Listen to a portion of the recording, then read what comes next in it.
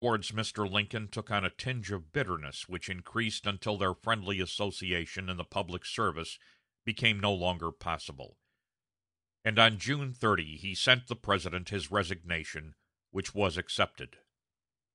There is reason to believe that he did not expect such a prompt severing of their official relations, since more than once in the months of friction which preceded this culmination, he had used a threat to resign as means to carry some point in controversy.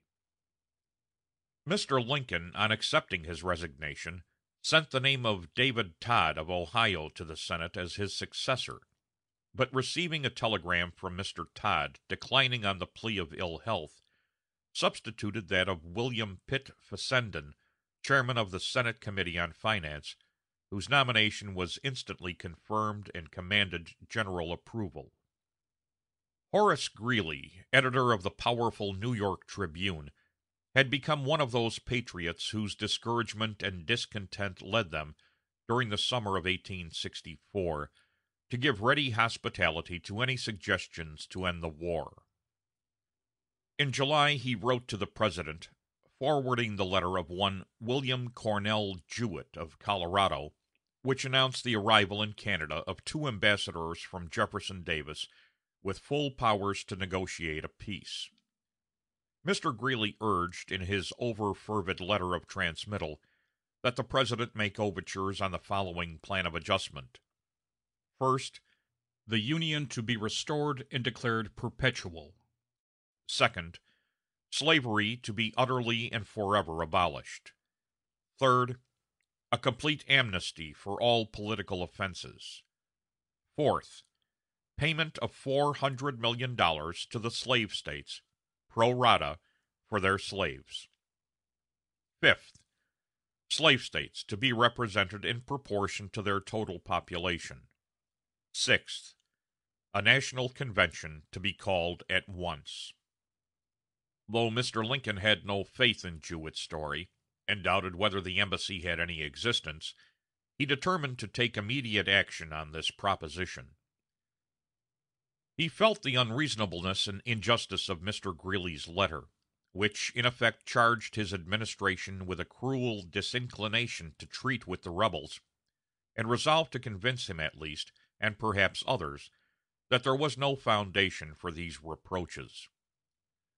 So he arranged that the witness of his willingness to listen to any overtures that might come from the South should be Mr. Greeley himself, and answering his letter at once on July 9, said: "If you can find any person anywhere professing to have any proposition of Jefferson Davis in writing, for peace, embracing the restoration of the Union and abandonment of slavery, whatever else it embraces, say to him he may come to me with you, and that if he really brings such proposition, he shall at least have safe conduct with the paper, and without publicity if he chooses, to the point where you shall have met him, the same if there be two or more persons."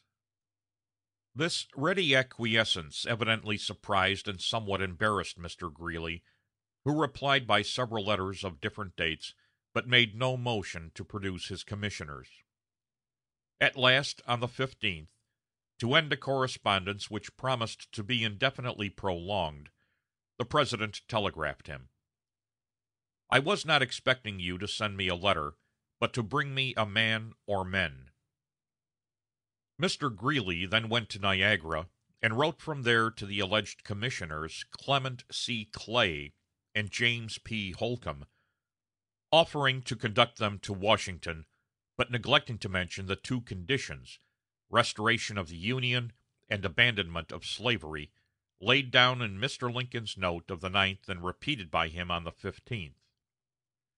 Even with this great advantage, Clay and Holcomb felt themselves too devoid of credentials to accept Mr. Greeley's offer, but replied that they could easily get credentials, or that other agents could be accredited, if they could be sent to Richmond armed with the circumstances disclosed in this correspondence.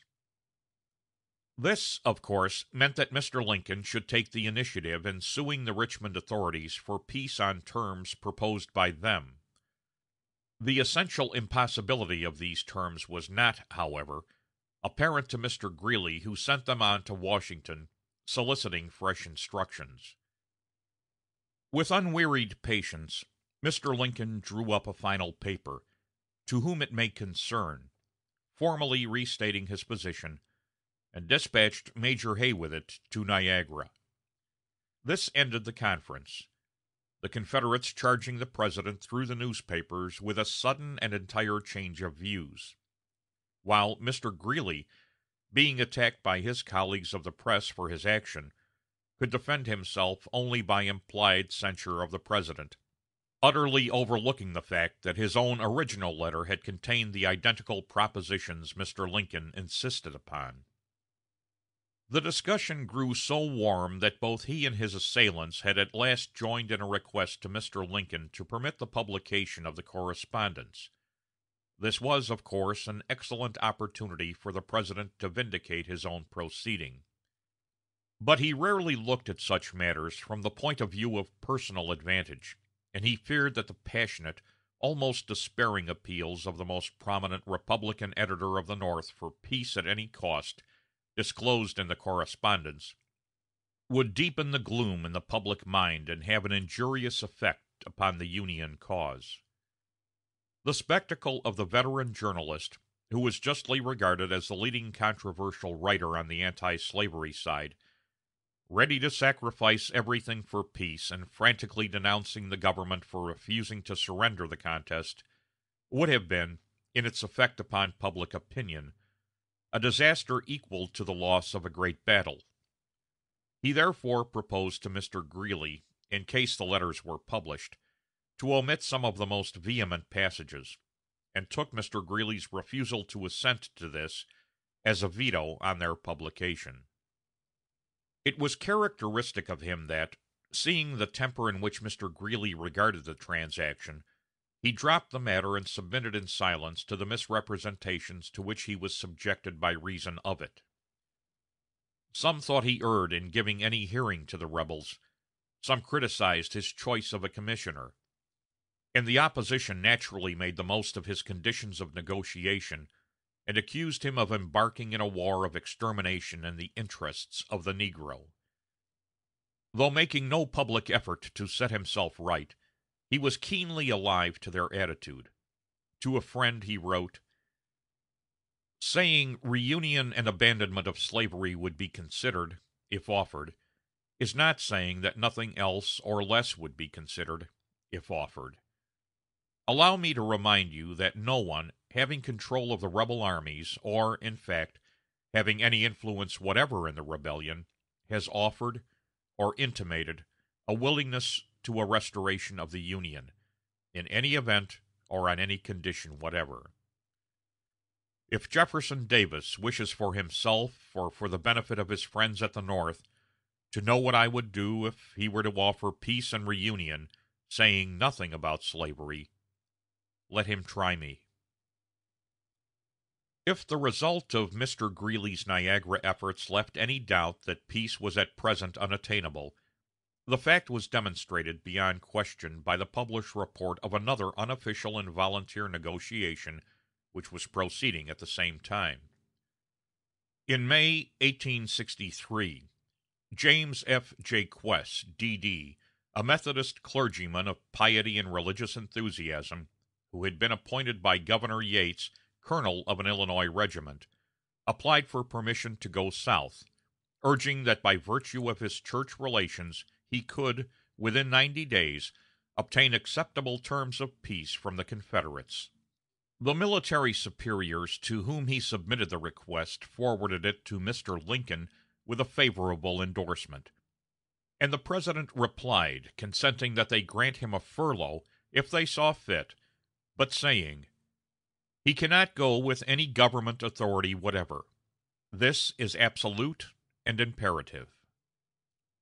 11 days later he was back again within Union lines, claiming to have valuable unofficial proposals for peace.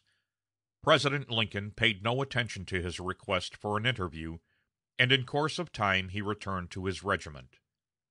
Nothing daunted, however, A year later he applied for and received permission to repeat his visit, this time in company with J.R.